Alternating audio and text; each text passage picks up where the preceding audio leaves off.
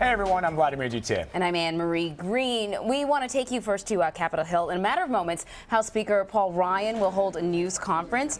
He will be coming out of a weekly House Republican leadership meeting. He's expected, of course, to address Donald Trump's visit to the Hill tomorrow. Now, that meeting will come on the heels of two more primary wins for the presumptive Republican nominee. That's right. Trump took home 61% of the vote in Nebraska Tuesday and 77% in West Virginia. That brings Mr. Trump's delegate total to 1,104. He now needs just 133 more to clinch the Republican nomination. Yet, as Trump inches closer to the nomination, his former rivals, Ted Cruz and Marco Rubio, aren't willing to endorse him, at least not yet. All right, we've got our all-stars here to break everything down. Our CBSN political contributor and Republican strategist, Leslie Sanchez. CBS News senior political editor, Steve Chaggaris. He's in the house, up from D.C., and certainly not least. Wait, that's not written, right? Certainly not least. Last but certainly not least. Certainly not least is Lynda Tran. She's a CBSN political contributor and a founding partner of 270 Strategies. Before we start, we should disclose that several employees at 270. Is it 270? I always say 270. Why do I always say 270? No, I've heard 270 before. 270. It's not an area code. It's a number. Or the number of delegates Trump needs. Well, let me get the disclaimer out of the way. 270 Strategies do some work for the Hillary Clinton campaign. However, Lynda does not. Phew. Okay, got through that. Let's talk about Ted Cruz and Marco Rubio before we turn to Mr. Trump. They've been sort of reluctant to support him. There's, at least with Cruz, he didn't mention him at all by name. Marco Rubio was a little bit more, I'm going to support the Republican nominee. But is there a danger in trying to unify the party if Mr. Trump doesn't get some of these Republican candidates to get behind him? I think what we're underestimating, and I talked to some Republicans yesterday about this, all of this has happened very quickly. Trump was not expected to clinch the nomination this early. He was expected to be in this until June 7th, and then fighting for the nomination potentially on the floor of the convention in July. There was a member of Congress that spoke to Major Garrett who said, we're 10 weeks ahead of schedule.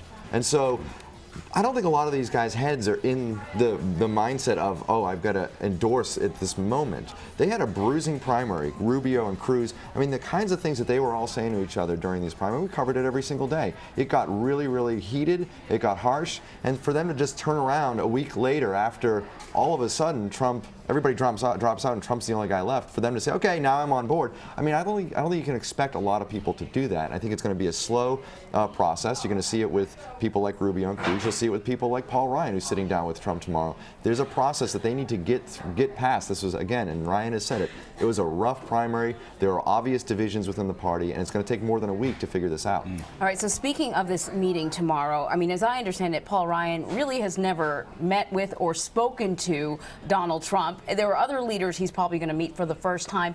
How constructive do you think this is going to be? I mean, we're talking about meeting for, what, an hour, half an hour? Do we really think that they're going to be able to pull the party together over a bunch of meetings tomorrow? I'll ask Leslie. Well, it's kind of a case of he's just not that into you. You know, the speakers are still kind of thinking about it. He's like, they're calling each other, they're getting to know each other. It's a combination of that and an arranged marriage. They almost have to get to know each other over a period of time. So to Steve's point, it does take some time, but they want to get through some basic political infrastructure issues. Money, is Donald Trump ready to start raising money? That's more for the RNC chairman is going to come in, because that needs to be raised, and Lynda talks about it a lot, to the tune of about $2 million a day. But more than that, can they align on a basic conservative platform that there's not going to be a lot of moving that around as they get to convention? And what are the basic areas that the Trump campaign wants to move forward in terms of policy and message? Once they come to an agreement, I think you're going to see a lot more easement and people getting on board. But it doesn't seem like there's a lot of middle ground. So I'm wondering how much of this meeting is just about setting a tone, setting a message out to the various audiences that they're all speaking to versus actually finding middle ground. I think it's a lot of that. I think there's going to be expectation setting on both sides. Trump is going to lay his markers and say, this is what I intend to do as a candidate, as somebody who won 10 million plus votes in the primaries and somebody who vanquished 16 other foes to get to this point. And Paul Ryan's going to say, look, we're working on changing the idea of what the Republican Party is. We have our own agenda we're working on. We want to make sure that you're at least paying attention to that and not going completely off the reservation. And what we're trying to do here, there are 246 Republican members of the House. there are 54 Republican members of the Senate. They all have, some of them have elections, some of them don't, but some of them have their own ideas of how they want to move forward with the party, and we all have to work together as a party. This isn't, as some people were alluding to, a hostile takeover of a business. This is Trump coming into a party that's existing, that has a lot of elected officials involved, and all have their own ideas about how they want to move forward, and he has to be on board with all that too. But doesn't he have the upper hand, Lynda, because he won all of those votes? He can say, look, you got to get on my program. I don't have to get on yours because the people are behind me. You guys are the ones that they haven't been happy with over the last 20 years. I would say yes and no. So Donald Trump certainly has some cards to play in that conversation that they have tomorrow morning, but so does Paul Ryan, because 2016 is certainly about the White House, but it is also about Congress. And Paul Ryan is in this enviable or unenviable position of saying, I've got to, get the backs of my guys too. And listen, even if you are in the Oval Office, you're going to need our support to get any of the policies that you want done across the finish line. So, interestingly, Paul Ryan is in this weird position. So he spent the last couple of decades trying to burnish his brand as a serious conservative, policy wonk guy who likes to carry charts and things like that to every meeting that he has or every interview that he has. And so he wants to be able to talk about the direction of the Republican Party he sees. That said, he cannot be in the position of being the guy, the one holdout, who won't get behind the presumptive nominee of his party. So it's kind of a tough conversation. They both have some cards to play, but it'll be really interesting to see how it plays out. Lynda, let's talk about the Democrats. West Virginia, Bernie Sanders won West Virginia. But I think it's very interesting, some of the information that we got out of the exit polls. They split the woman vote. She won West Virginia in 2008 by a huge margin. Is there a reason for her to be concerned? I know it's not about the delegate counts, though, but moving forward, should she be a little concerned? Well, what she should be concerned about is that we can certainly expect that not only last night was a good night for Bernie Sanders, but the next couple of elections are going to be too. It's going to be a good month of May for Bernie Sanders. And basically all he needs is a reason to keep the mic in his hands and to get all the way through the convention. I know he said last night he's in it to win it, but he knows the math as well as we do. It's not about the logistics of it. It's about making the case for him to stay in it.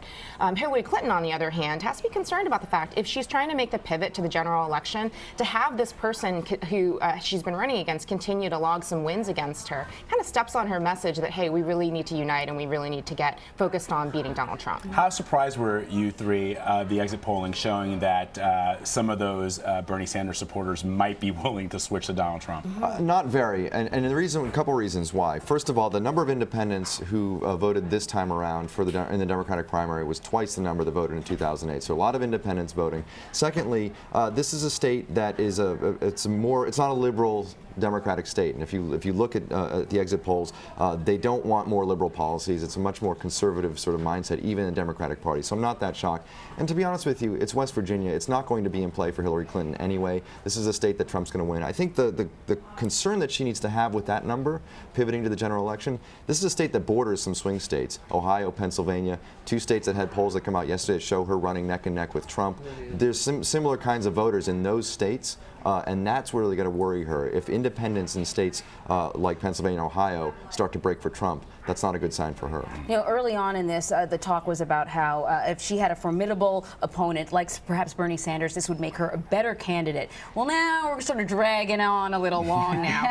She's like, okay, I'm good. Is it helping or hurting her that he's still there, Leslie? I think it's just it's an exclamation point. He's won 20 contests. It just shows that he's raising significant money and that there's a real need for an alternative because she's a flawed candidate for a lot of different reasons. The federal investigation, the high negatives, 25 years in the public spotlight. It goes on and on. Her husband's impeachment. Like, you just go down the line. Plus, I think with West Virginia, you can say, oh, it's just West Virginia. They voted for the last 4 presidentials for a Republican candidate.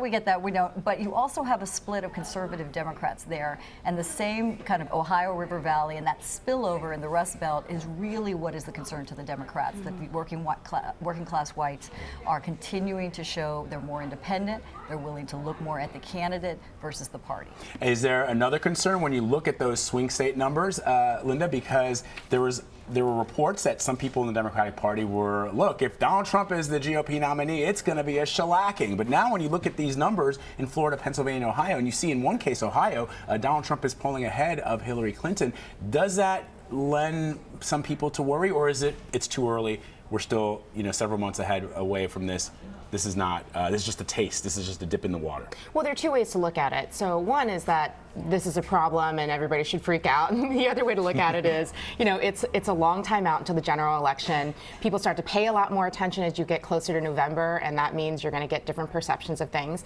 And then the final piece is that what you don't want is for your base and for your supporters to be so complacent. They think that this is in the bag, that they don't actually turn out. And so in a weird kind of converse way, it could be helpful for polls to remain tight close to the end. Interesting. The one alarming thing for her in these polls, though, looking beyond the horse race number, were the unfavorable numbers. And so her unfavorables nationally aren't great. They're above 50%. They're not as high as his. But in these states, they're closer to him, and in some cases, they're higher than his. And so she's going to worry that if her unfavorables are higher or as high as his in swing states, that's what really matters. These national numbers don't matter as much as these swing state numbers. She's going to work on that. But how much does that really count for this unfavorable, this idea of you're so unfavorable? Because it seems like people are still voting for the front runners who, both Hillary Clinton and Donald Trump, they both have high unfavorables, but people are voting for them. Well, we'll see what happens. We don't know what the effect on turnout. We've never seen a situation where we've had two so unpopular people running against each other. So what does that mean in the general election? Does it mean that people are going to be so fired up to vote against the other person that we're going to have high turnout?